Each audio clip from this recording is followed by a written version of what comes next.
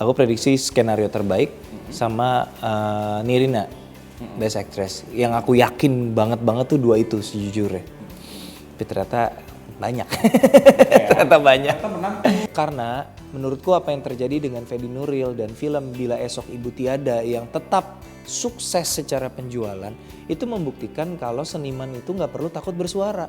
Itu penting loh, itu penting banget. Ujian dalam pernikahan juga ketika kebetulan sekali film pertama Imaginary yang secara komersial tidak berhasil adalah filmnya dia. Jadi itu juga buat kita juga goncangan lah pasti. Karena buat Mera double dong kecewanya.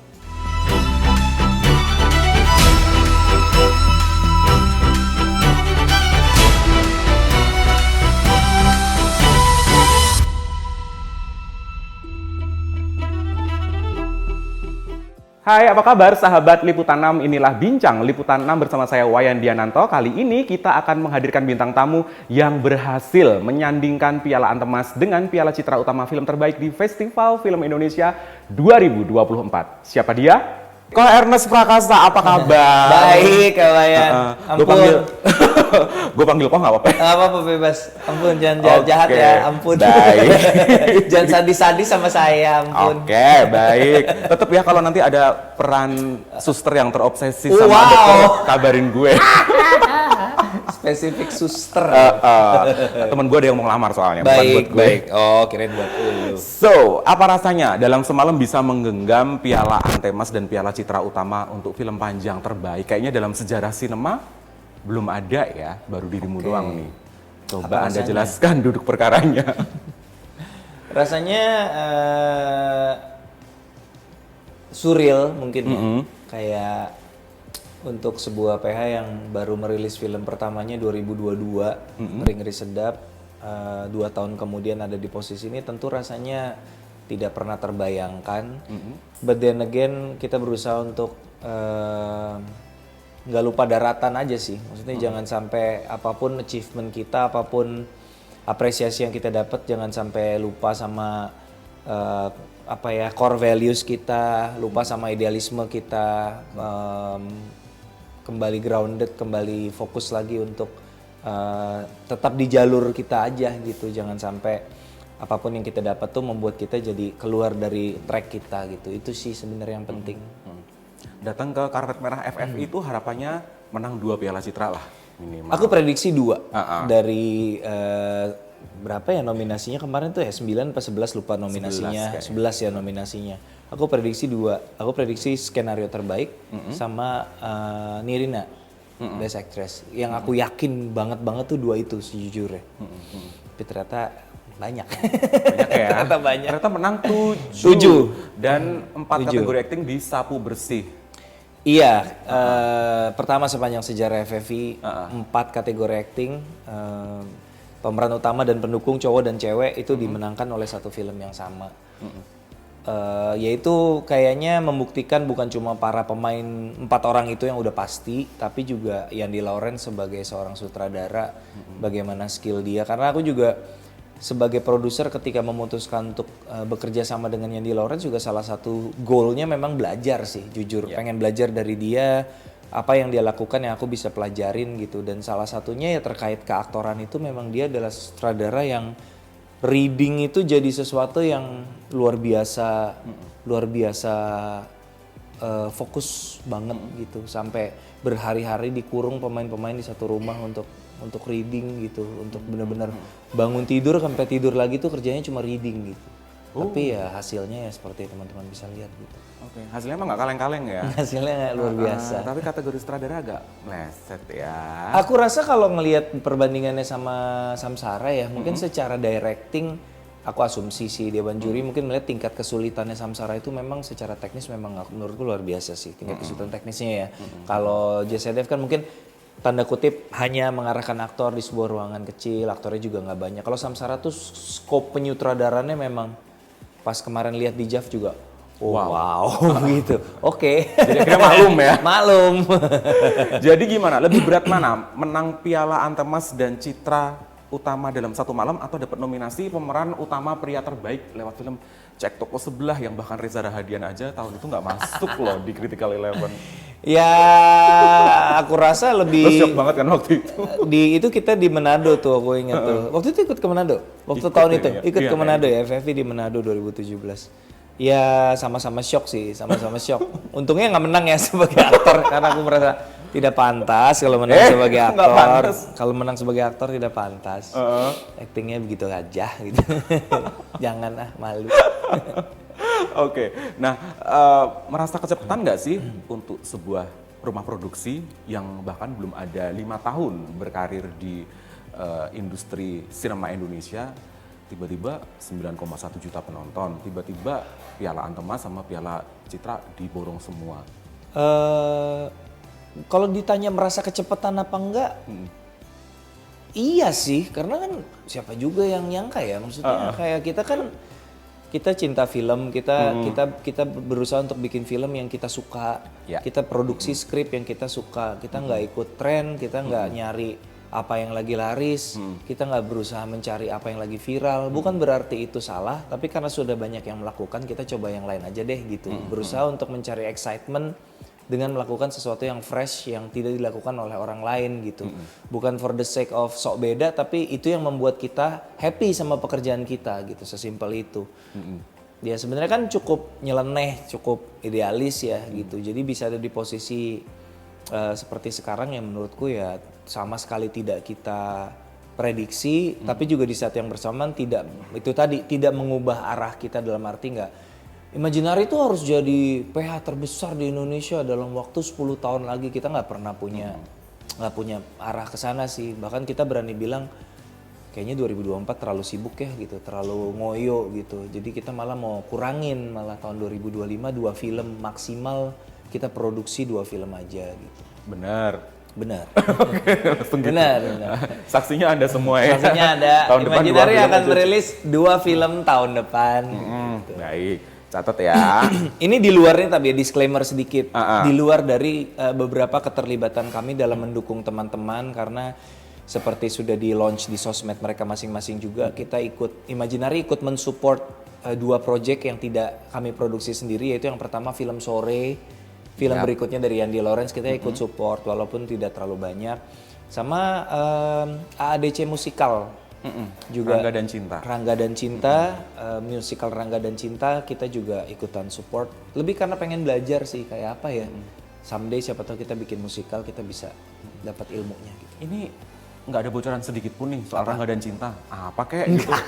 Saya sebagai yang cuman ikutan tipis-tipis mana boleh bocorin apa-apa. Kita kan cuman itu juga aku berani ngomong karena kemarin di JAV Mbak Mira udah announce Sudah kan mengumumkan secara resmi ya? partnernya Rangga dan Cinta siapa aja termasuk Imaginary. Jadi kita hanya dukung apapun yang kita bisa support ke Mbak Mira kita support gitu, dan Mas Riri tentunya sebagai sutradaranya. Ya siapa tahu ada kisi-kisi misalnya nanti di Rangga dan Cinta Ernest Prakasa muncul 2 scene, salah satunya nyanyi kan musikal. Wow, nari gitu ya. Boleh. Saya bisa bilang dari sekarang itu tidak akan terjadi, teman-teman, nggak usah khawatir. Nah, aku mau nanya juga, setelah cek toko sebelah 2, Ya. itu kan kemudian Ernest Prakasa pamitan dengan Star rumah Vision. produksi Star Vision yang Ya. selama ini sudah membesarkan Ya. namanya. Dan setelah itu kayaknya belum menyutradarai lagi. Betul. Apakah ini memang pengumuman secara tidak resmi bahwa Ernest Prakasa pensiun dalam bidang Oh penyutradaraan? tidak, aku sebenarnya bulan lalu baru saja menyutradarai film pertamaku bersama Imaginary, tapi memang film itu bukan untuk tayang di bioskop. Oke. Jadi mungkin akan diumumkan awal 2025 oleh pihak yang bersangkutan. Jadi aku nggak mau mendahului, tapi memang film pertamaku di Imaginary ini bukan film bioskop. Karena memang aku udah ada obrolan lama untuk membuat sebuah project yang tidak untuk ditayangkan di bioskop gitu. Jadi film bioskop pertamaku bersama Imaginary saat ini masih dalam fase development. Aku ada beberapa ide yang lagi dieksplor, jadi belum tahu juga, belum tahu kapan gitu. Ya semoga ya. Pertimbangannya untuk tidak tayang di bioskop? Ini baru pertama kali ya berarti ya? Betul, pertama kali tidak tayang di bioskop karena memang obrolan aku sama mereka udah terjadi sejak kita nganggur-nganggur di masa pandemi. Jadi dari zaman pandemi itu aku punya ide lucu kali ya, aku punya ide gini-gini, terus mereka langsung, ayo yuk kerjain yuk. Cuman waktu itu masih pandemi kan. Jadi begitu selesai pandemi, aku sibuk di producing di Imaginary. Jadi begitu kita bisa atur timelinenya, yuk kita kerjakan project yang sudah kita obrolin sejak mungkin 2021 akhir udah kita diskusikan project ini gitu. Baru terwujud syutingnya di November 2024. 2021 akhir tuh pandemi lagi parah-parahnya loh. Ya, makanya kita ngalor ngidul ngobrol-ngobrol tentang ide, brainstorm iseng-iseng, ketemu satu ide yang menggelitik lah secara ide, kerjain yuk gitu. Ini aktor, penulis naskah, sutradara, produser. Ya. Yang paling nyaman yang mau Yang ngomong paling- serakah tapi gua agak nggak enak ya. Serakah tapi kayaknya lebih halus dibilangnya multi talented gitu. Multi talented ya. Enggak, emang serakah aja. Exploring kali ya. Nah, itu Kawayannya. bahasa diplomatisnya. Dari 4 profesi ini, mana yang paling nyaman dan mana yang paling, ya Allah ternyata berat banget ya. Kalau mau diurut ya, Ah, nyaman tuh ringan atau karena gini, ada yang berat tapi rewarding gitu. Berat tapi membuat berat pekerjaannya itu sebanding dengan kebahagiaan ketika hasilnya diterima dengan baik gitu. Itu jadi kalau mau dibilang gak nyaman jadi kurang akurat juga gitu. Cuman kalau mau diurut mungkin mana yang paling berat, paling susah buat aku pribadi ya kalau mau diurut ya. Yang pasti yang paling rendah tingkat kesulitannya buatku acting. Kenapa? Karena prosesnya paling singkat dibanding yang lain. Tiga profesi lain membutuhkan komitmen waktu dan energi yang jauh lebih banyak. Kalau acting ya kita kerja berapa lama sih? Sebulan mungkin sama fase persiapan 2 bulan maksimal, and then it's gone gitu. Yang lain tentu tidak bisa secepat itu. Paling berat pasti producing, karena waktunya lama sekali dari kita development script, produser itu udah terlibat aktif sama penulisnya sampai tayang, yang which is itu seringkali di atas setahun prosesnya dari pertama kali kita mulai nulis sampai filmnya mulai tayang gitu.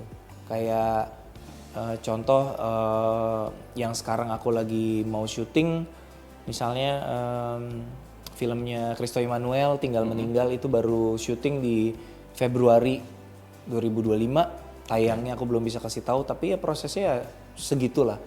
Agak lain 2 juga yang kita lagi develop juga sama segitu. Jadi proses panjang banget.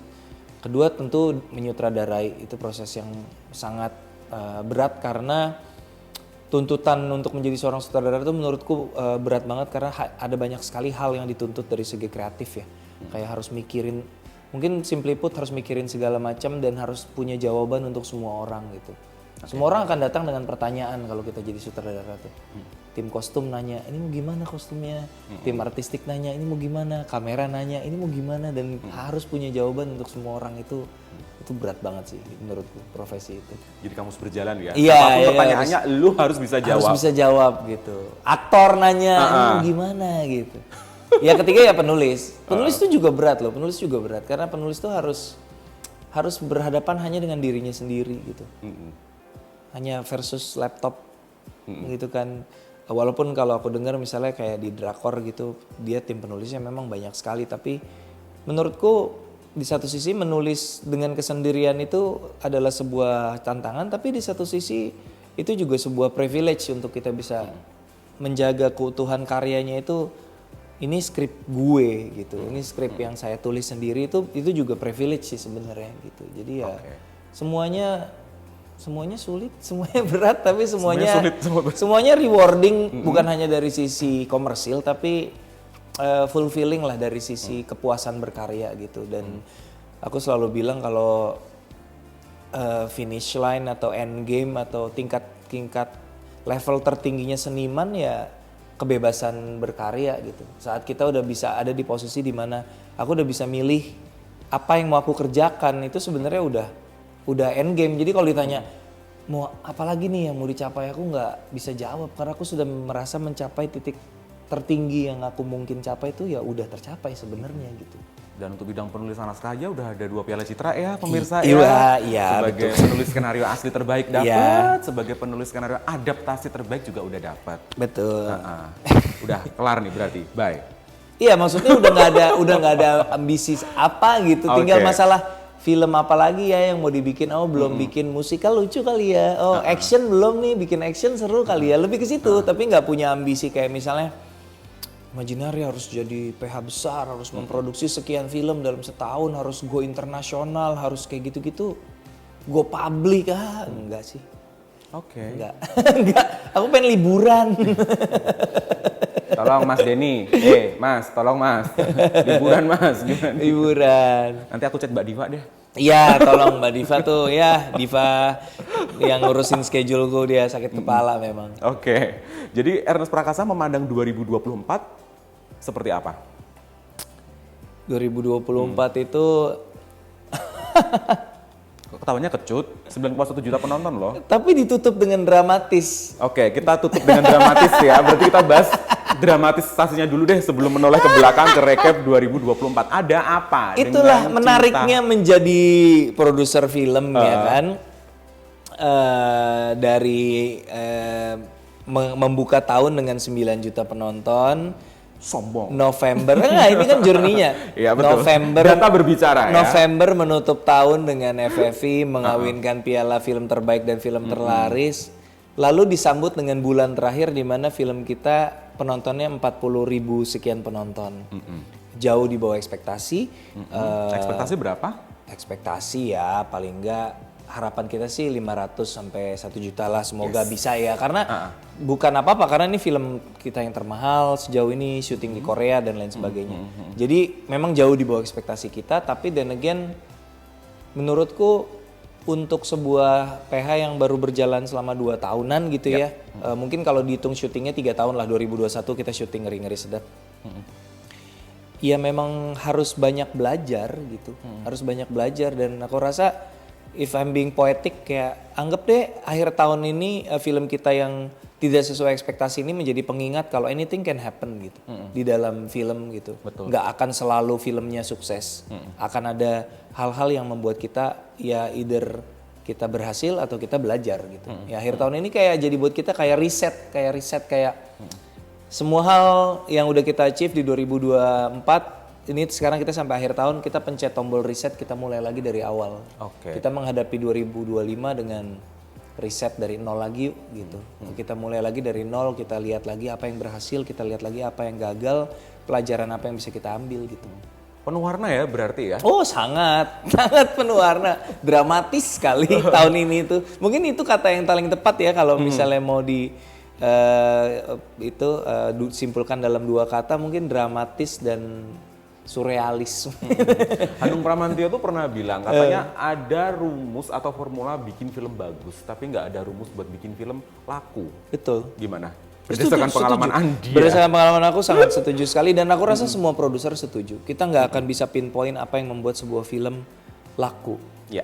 Karena banyak juga kok film yang beberapa bulan terakhir, tentu kalau film orang nggak etis aku sebut judul ya, tapi ketika kita lihat trailer, kita lihat pemain, wah ini sih kayaknya bakal besar, tiba-tiba enggak.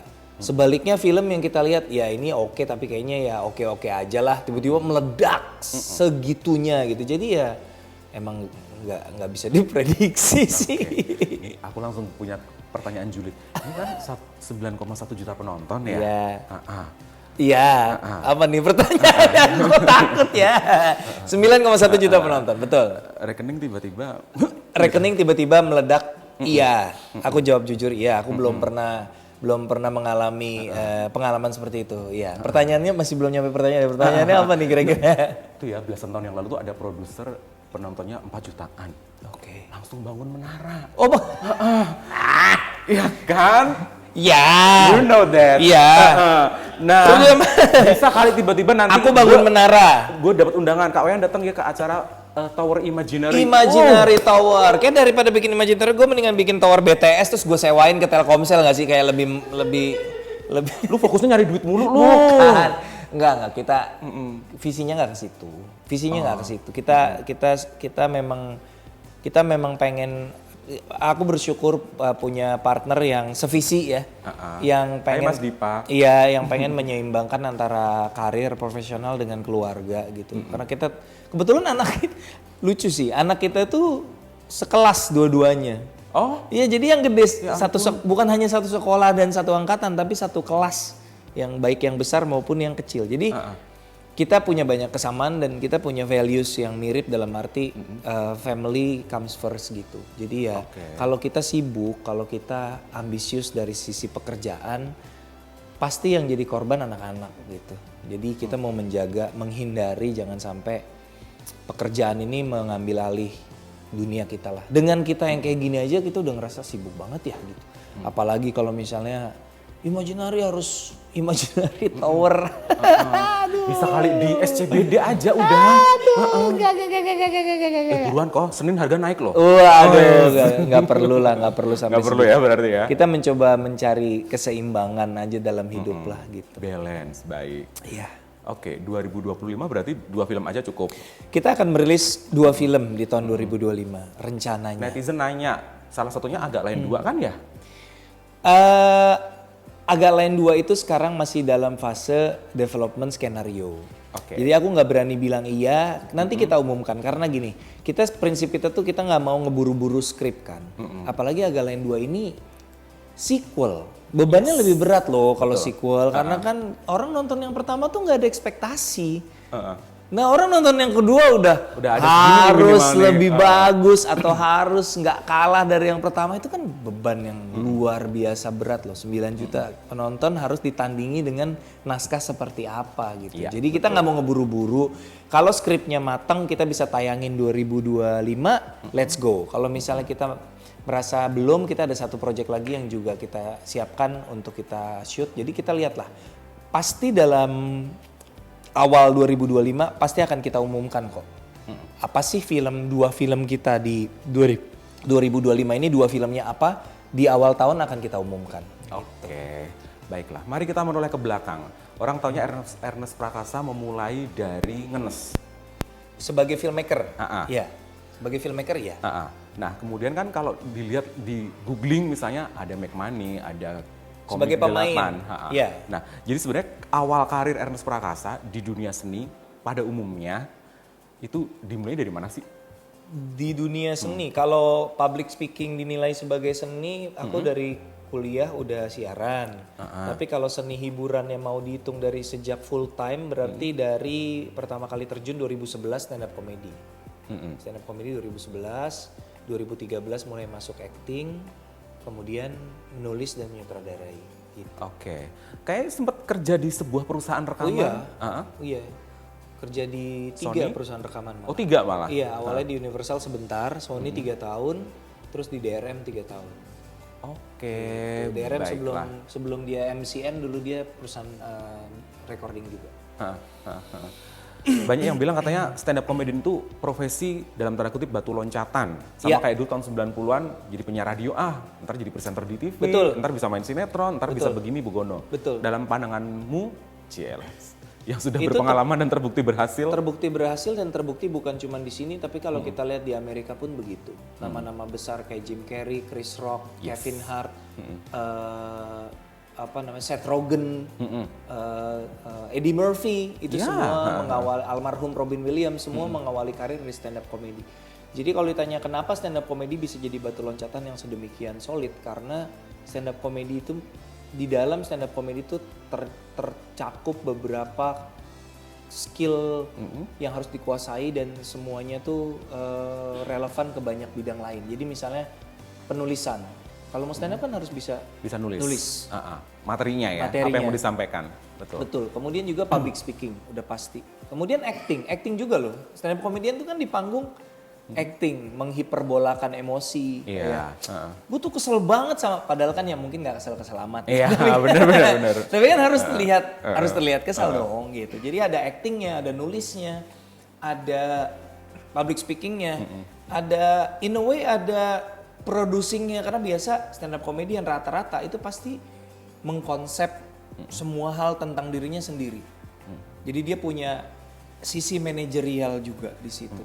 Dia mengkonsep, aku kalau bikin pertunjukan, karena kita pasti mulai dari bawah tuh independen, kita nggak akan bisa tiba-tiba aku mau bikin show udah langsung sama promotor, nggak mungkin. Pasti awal-awal bikin sendiri. Ya, jadi harus belajar tentang manajerial, membuat sebuah acara. Jadi stand up comedian tuh melatih kita di berbagai bidang gitu. Sehingga pintu yang terbuka juga banyak gitu. Oke, bagaimana kemudian seorang Ernest Prakasa punya pertimbangan, kayaknya gue harus berdiri sendiri deh, kayaknya gue harus bikin rumah produksi deh.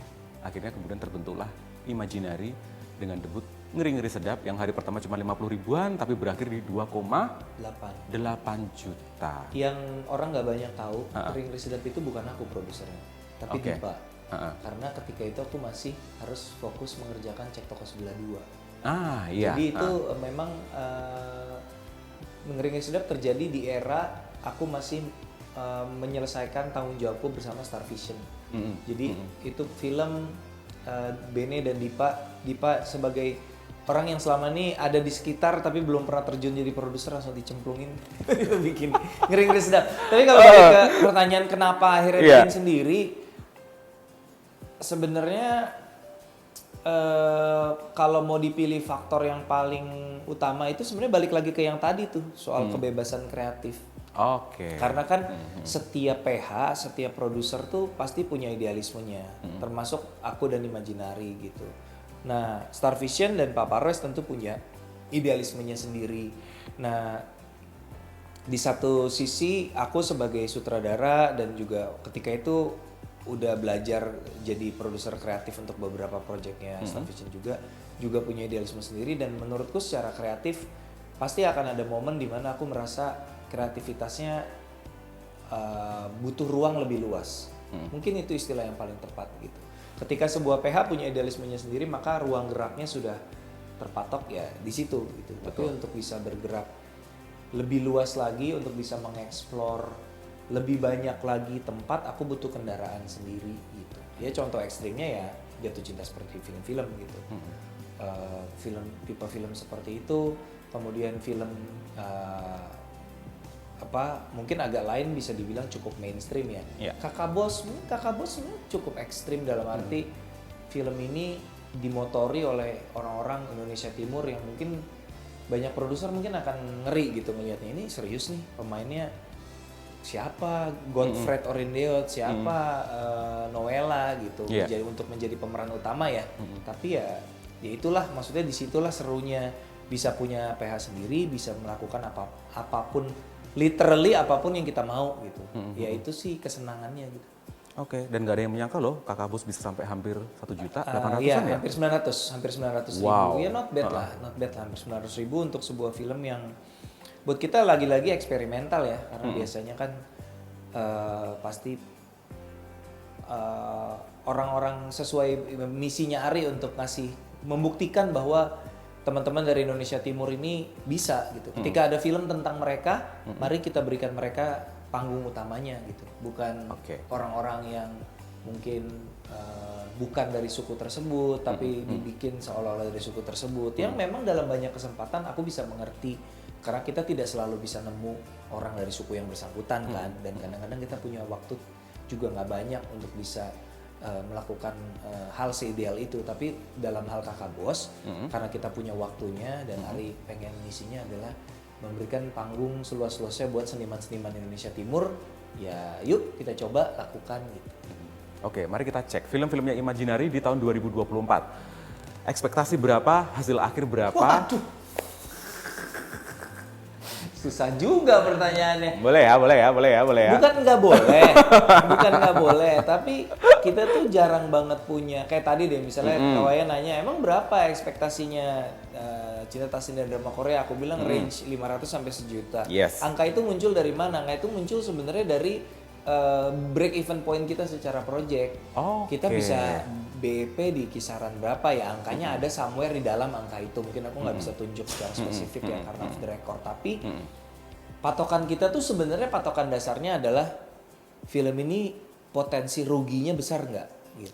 Itu dulu kayaknya sih nggak terlalu ngeri ya, berani lah gitu dari situ dulu. Tapi kita targetin berapa juta nih, itu kita nyaris nggak pernah lakukan sih, karena ya itu tadi yang kata Mas Hanung, kita merasa terlalu mustahil untuk diprediksi gitu angkanya berapa. Jadi yang penting make sense gak ya? Contoh yang agak ekstrim, misalnya Jatuh Cinta Seperti Film-film. Ini kan film hitam putih ya.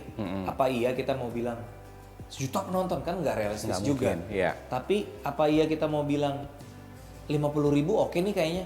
Nggak balik modal juga gitu. Maka kita akan berhitung dari biaya produksi yang tentunya Yandi juga cukup wise untuk menekan biaya produksi karena dia tahu ini film sangat challenging secara penjualan kan. kita udah hitung biaya produksi berapa, oh iya sekian ratus ribu udah balik modal. Ya kita aim untuk itu dan ya kita lebih-lebihin lah dikit, semoga bisa tembus gitu. Jadi kita nggak pernah kayak punya oke ini agak lain 2 nih, misalnya kita mau bikin agak lain 2 kemarin 9 juta, berarti sekarang ya minimal harus menyamai atau 5 juta tuh udah minimal banget. Dari mana bisa ngomong begitu?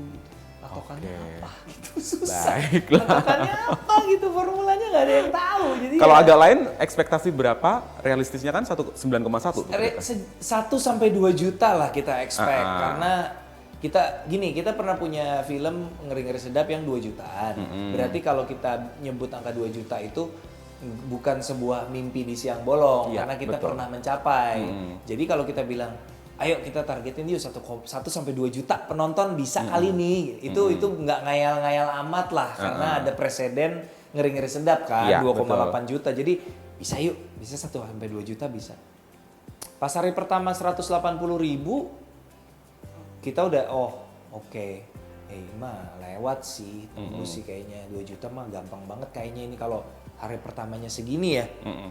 Ya, tapi nggak ada yang nyangka 9 juta juga sih. Iya, ada hari-hari tertentu di mana satu hari bisa ngumpulin 500.000 penonton. Rekor kita sehari 500.000 penonton. Itu nggak masuk akal sih. Nggak masuk akal sih, tapi ya terjadi gitu jadinya. Ya. Baiklah. Itulah hidup ya.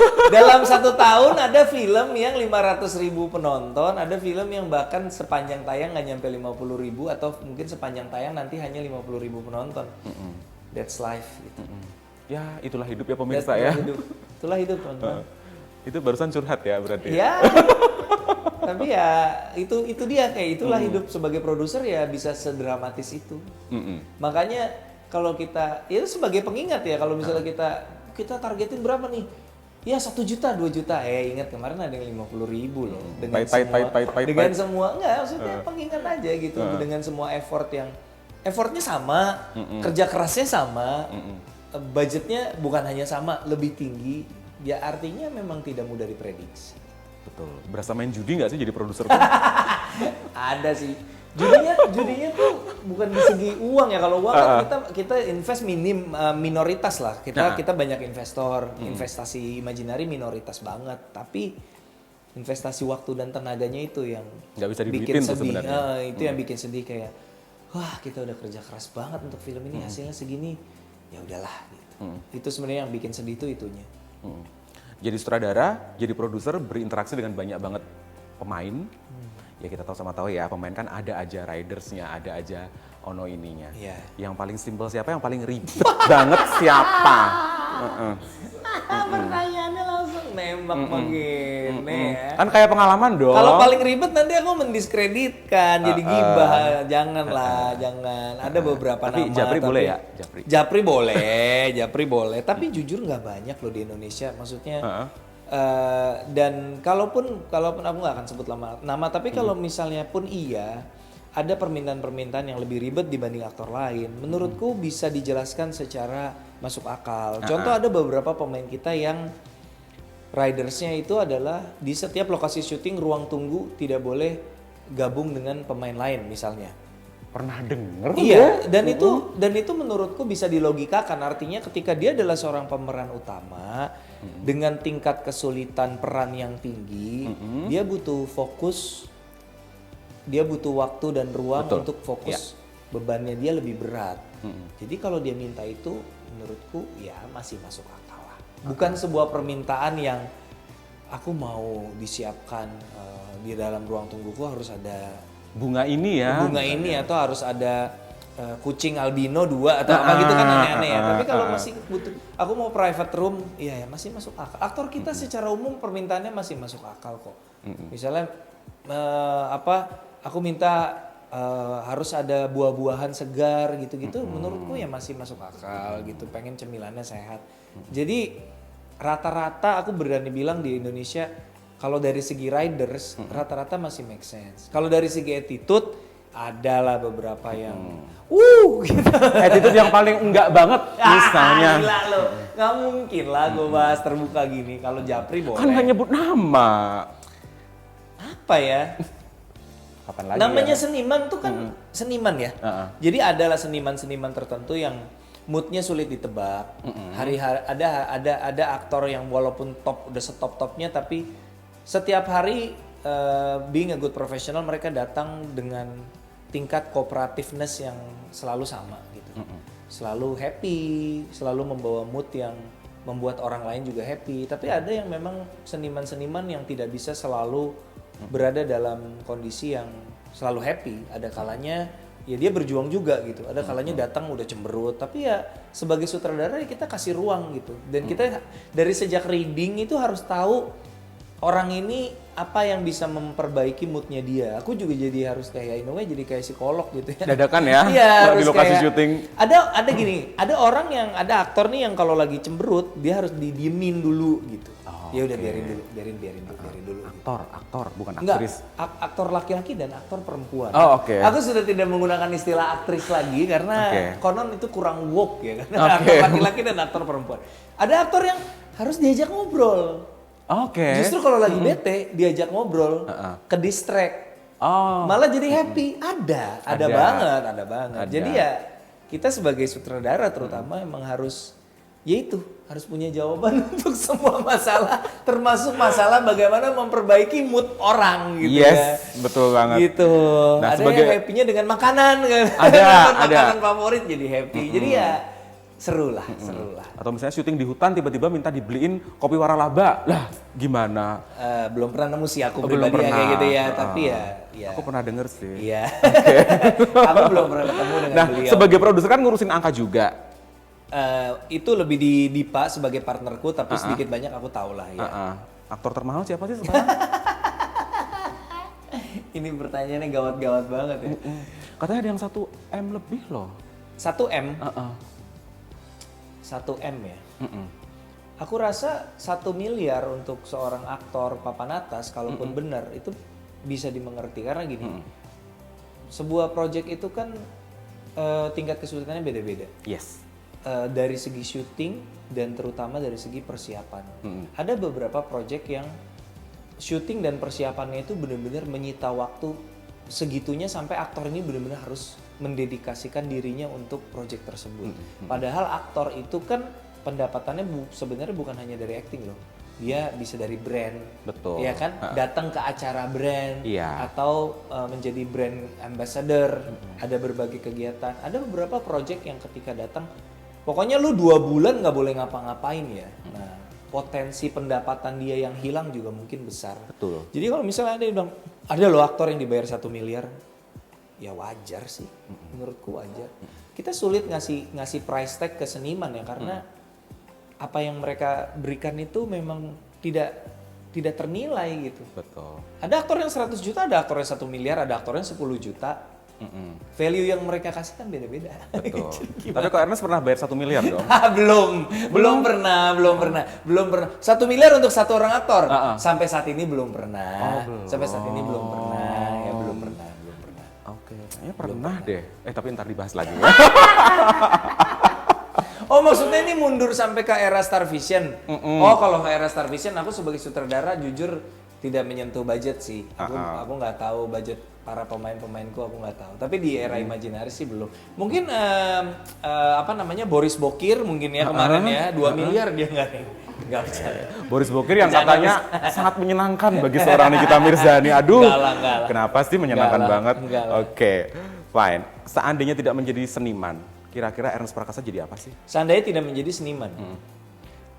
Aku kan sempat kerja di dunia ya ngantor ya. Ngantor 6 tahun itu kan walaupun ada yang ngurusin musik mostly tapi departemennya kan marketing. Dan aku merasa marketing itu dunia yang sangat dinamis. Unsur kreatifnya juga tinggi. Ruang gerak untuk kita melakukan hal-hal yang selalu baru juga tinggi. Jadi mungkin kalau nggak jadi seniman mungkin aku kerjanya di bidang marketing kayaknya.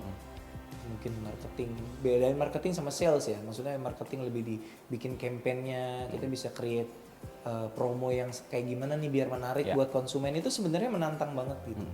Apakah Ernest Prakasa sudah merasa berada di puncak karir? Iya. Iya. Aku bisa jawab iya, aku nggak punya mimpi enggak ini belum apa-apa, aku akan enggak. Aku sudah merasa sudah ada di puncak, sudah sangat berada di puncak. Jadi aku berada di sini terus seumur hidup juga udah more than happy. Oke. Berarti apa fase terendah dalam hidup Ernest Prakasa? Fase terendah? Fase terendah mungkin ketika tersingkir dari stand up comedy ya, 2011. 3 besar bukannya? 3 besar kan bahkan nggak masuk grand finalnya 2 besar. Oh, oke. Jadi 3 besar itu sama aja sama 4 besar dan 5 besar, sebenarnya cuma istilah aja. Tapi grand finalnya itu hanya Akbar versus Rian ketika itu, 2 besar aja. Dan ketika itu kan resign dari kantor, berharapnya juara lah, paling enggak gitu kan. Dan yang dapat program tuh hanya 2 besar. Oke. Dikasih program sendiri di Kompas TV ketika itu, 2 besar. Bingung, stres, sedih, nggak nyangka. Jadi berbagai emosi ketika itu udah nggak tahu, desperate, ini udah resign dari kantor, ikut lomba juga. Ternyata kalah, padahal tinggal sejengkal lagi istilahnya. Udah ini ngapain nih balik kantor lagi, apa berjuang nyobain jadi stand up komedian gitu ya. Itu mungkin titik yang paling gelap dan paling menyedihkan ketika itu ya. Dan akhirnya apa yang diputuskan? Akhirnya bilang sama istriku, kasih aku waktu menekuni profesi, aku menikmati profesi ini. Aku bahagia sekali berada di komedi. Kasih waktu 6 bulan ya. Kita lihat dalam 6 bulan ada kemajuan nggak? Ada sesuatu yang bisa kita lihat sebagai sebuah progres nggak dalam 6 bulan ini? Itu terjadinya Desember ya, tersingkirnya itu Desember 2011. Dalam 6 bulan akhirnya aku bikin tur stand up comedy. Aku masuk ke setengah halaman di Kompas, dibahas tur stand up comedy itu karena tur stand up comedy pertama di Indonesia. Ya. Dan karirku sejak itu ya jadi dapat pijakan yang cukup kuat, batu pijakan yang kuat untuk dapat job stand up, dapat masuk akhirnya diajak ngisi di televisi juga, belum film ketika itu. Tapi kalau patokannya 6 bulan sebelumnya adalah kita lihat dalam 6 bulan apakah ada progres, ya jelas. Di 6 bulan setelahnya jelas ada progres gitu. Oke. Sangat setia ya seorang Meira Anastasia. Pasang surut udah tegak lurus sama Ernest Prakasa aja. Waduh, tegak lurus, biasanya tegak lurus bersama Jokowi biasanya ya. Nyebut merek loh, gue agak serem loh. Karena istilah itu identiknya ke situ gitu ya, tegak lurus bersama. Tegak lurus ke partai. Iya, tegak lurus ke partai. Ntar diserang buzzer kayak Mas Fedi Nuril loh. Diserang buzzer kayak Fedi Nuril, tapi filmnya 4 juta penonton juga sih, walaupun diserbu. Iya, santai aja ya. Santai aja lah ya. Buzzer mah buzzer, film ya penonton film nggak peduli kayaknya. Fedi Assalamualaikum buzzer. Fedi mau ngomong apa di Twitter? Udah mulai kacau nih, udah mulai kacau. Enggak, tapi aku happy for Fedi gitu. Yes. Menurutku apa yang terjadi gini, aku pengen menyoroti itu dengan fenomena Fedi dengan sangat serius. Iya, oke. Karena menurutku apa yang terjadi dengan Fedi Nuril dan film Bila Esok Ibu Tiada yang tetap sukses secara penjualan, itu membuktikan kalau seniman itu nggak perlu takut bersuara. Itu penting loh, itu penting banget. Jadi I'm so happy for you Fedi, walaupun vokal, walaupun diserbu buzzer dan disumpahin filmnya akan flop, tapi filmnya laku-laku aja. Iya. Artinya seniman ya nggak usah takut bersuara. Sampai yang turun ke jalan kan kemarin Mas Reza Rahadian. Iya, Reza kan? Rahadian. Oke, kembali ke Meira Anastasia. Seberapa besar impact perempuan yang satu ini dalam hidupmu? Kayaknya pasang surut karir. Oh iya lah. Yes. Iya, aku udah kalau dihitung dari pacaran ya, aku sudah bersama dengan dia selama 22 tahun. Wow. Karena kita mulai kenal 2002, menikah 2007. Menikah 17 tahun, bersama 22 tahun. 22 tahun bersama, umurku 42 sekarang. Jadi lebih dari setengah hidupku kita udah bareng. Iya. Jadi ya nggak bisa dipisahkan dari semua hal yang aku raih sih, pasti menjadi fondasi yang kokoh gitu lah, tempat aku pulang untuk semua masalah, semua keluh kesah ya pasti ditumpahkannya ke dia gitu.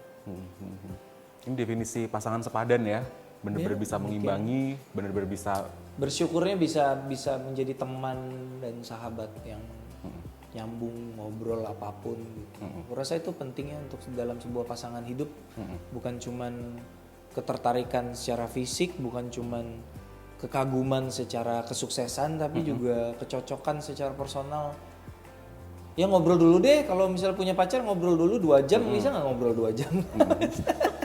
Kalau misalnya duduk bareng ya main HP masing-masing, nggak bisa ngobrol, iya apa kabar lo hidup puluhan tahun sama orang yang sama? Gimana ceritanya? berada di bidang yang sama. Sempet nggak sih pas lagi tidur ngomongin kerjaan? Ya pas pasti, lagi apalagi kemarin seproject bareng kan. Dan ujian dalam pernikahan juga ketika kebetulan sekali film pertama Imaginary yang secara komersial tidak berhasil adalah filmnya dia.